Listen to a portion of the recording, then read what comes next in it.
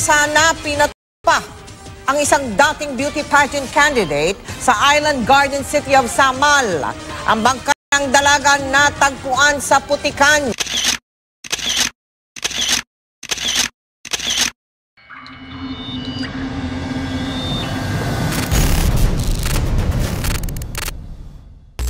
Ang City of Samal ay dinarayo ng maraming mga turista dahil sa taglay nitong mga magagandang tourist destination o mga pasyalan tulad ng puting bato, malawak na white sand o puting buhangin sa mga dalampasigan at malalaking kabibe na talaga namang makatawag atensyon.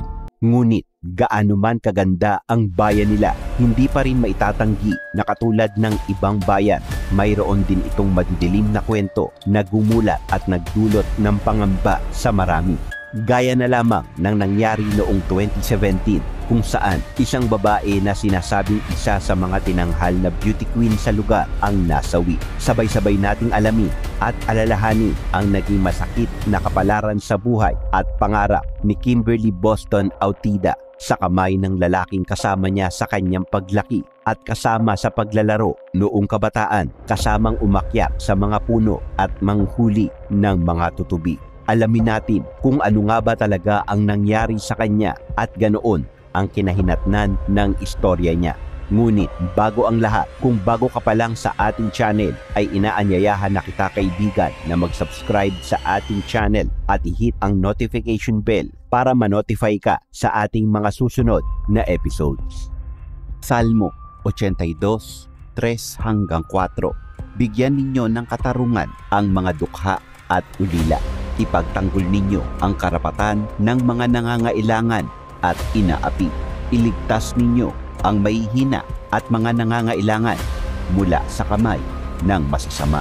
Sa pamilya po ng biktima o mga biktimang mababanggit sa episode na ito, gusto lang po ipaabot ng LMNH TV ang pakikiramay at suporta sa tuluyan at mabilis na pagkalutas ng kaso.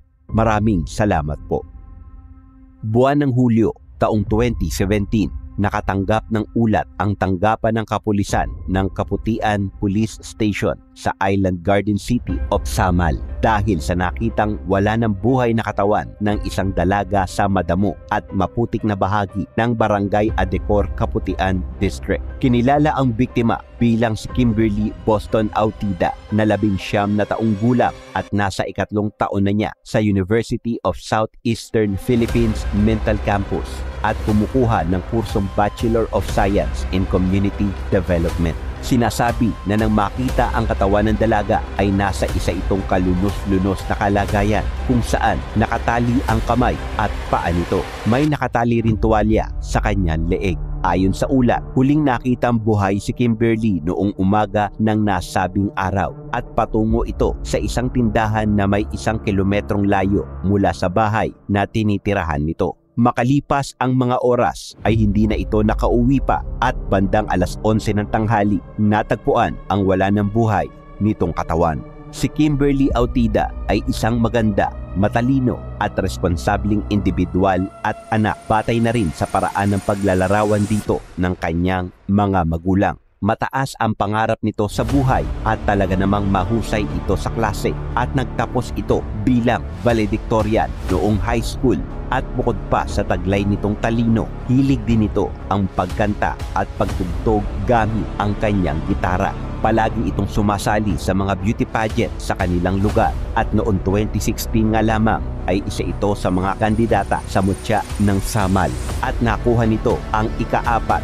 na korona. Sinasabi naman na ang napapanalunan nitong premyo ay kanyang ibinibigay sa kanyang ina bilang tulong sa kanyang pag-aaral. Sa isinigawa namang inisyal o paunang investigasyon, may mga taong inimbitahan ang mga otoridad para sa ilang mga katanungan.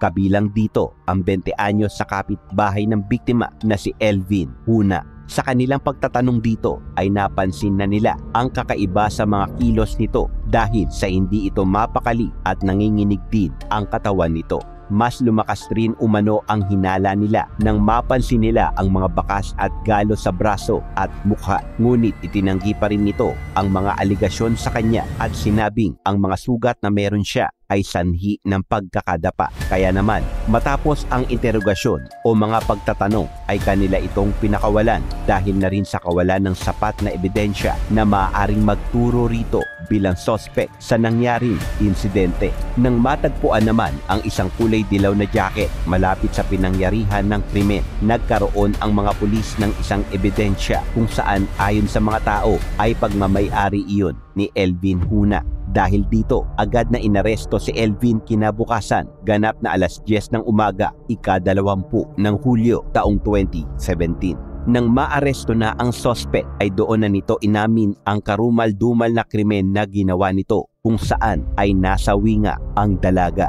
Ayon kay Superintendent Azumen, ang mga sugat na nakita sa katawan ni Huna ay posibleng natamo nito dahil sa pwersahan nitong paghatak sa biktima sa lugar kung saan natagpuang walang buhay ang katawan nito.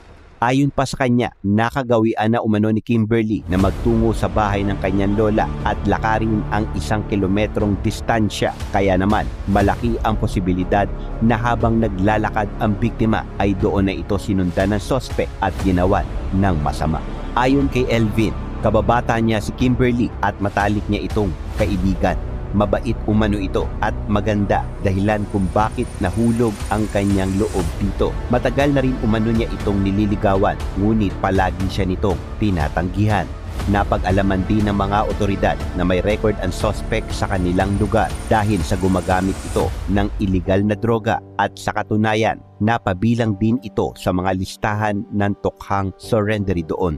Samantala, sa isinigawa namang medico-legal sa katawan ni Kimberly, napag-alaman nila na ito ay nasawi dulot ng labis na pagdurugo nito sa tiyan.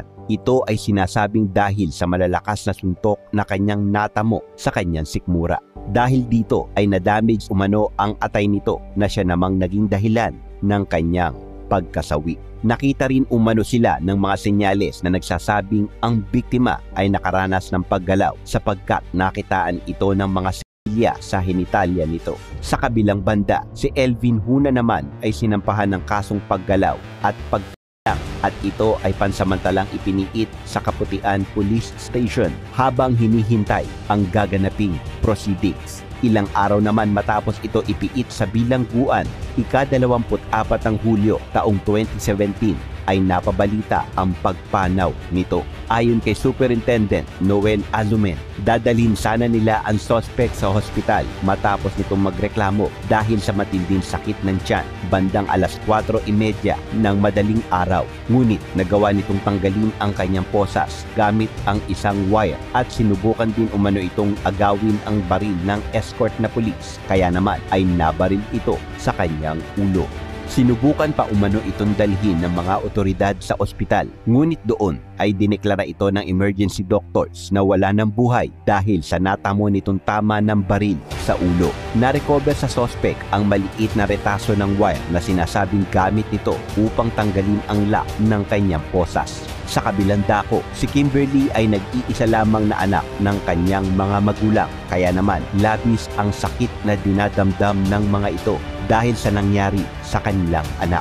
Labis ang kanilang paghihinagpis at pati ang mga kaibigan ng biktima at iba pang nagmamahal dito ay humihingi ng hustisya. Hindi maganda ang kinahinatnan ng buhay ni Kimberly Autida dahil nawakasan ang mga pangarap na nais nitong makamit. Wala rin nag-akala na ang isang taong kasama nitong lumaki at nakasama sa paglalaro at pag-akyat sa mga puno ang magiging dahilan ng pagkasawi nito. Hindi sapat na rason na tinanggihan o binasted ng babae ang lalaki, kaya niya ito Hindi sapat na dahilan na nagmahal lamang siya ng labis at hindi niya matanggap na hindi siya mahal ng babae, kaya dadaanin na lamang niya ito sa pwersahan. Hindi kailanman ito magiging sapat na dahilan, kaya naman hanggat maaari, iwasan sana ang obsesyon sa lahat ng bagay, lalo na sa isang tao, dahil aminin man natin o hindi, dahil sa obsesyon ay may nagagawa tayo ng mga gawain na kahit tayo ay hindi natin inakala na kaya nating gawin